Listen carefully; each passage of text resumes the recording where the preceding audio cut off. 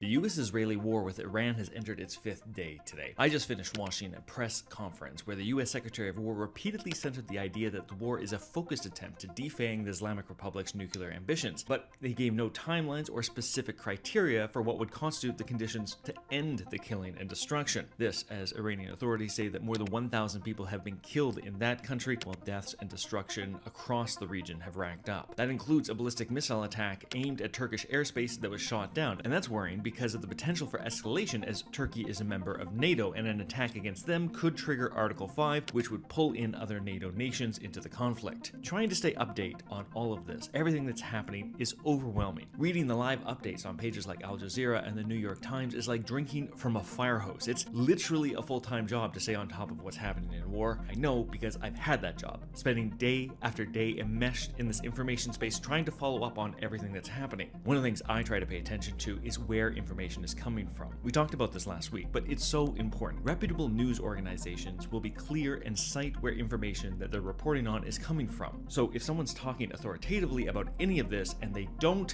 listen to them. It's not worth the time to parse out what's true and false when they provide no facts to follow up on. But here's the hard thing. Even when news is citing their sources, you need to be critical. I was reading an Al Jazeera article titled, "Is the CIA planning to arm Kurdish forces to spark an uprising in Iran?" It's an explosive title, but reading the piece, Al Jazeera hasn't actually done any of the reporting. They cite other media sources, but they don't link to them. They say, according to CNN, the United States is talking to the Kurds. What's not clearly laid out is the role of the CIA, or even who CNN talked to. I googled CNN, CIA, Kurdish, Iran, and sure enough, I find the CNN story from 14 hours ago. But CNN doesn't name their sources. They simply cite multiple people familiar with the plan. The thing is that we don't know what the motives of those sources are. We don't know why they're putting these stories out there. And so what we're seeing here is something that happens a lot. It's the proliferation of narratives from unnamed sources. And as this all continues to unfold, that's definitely something you should be watching for.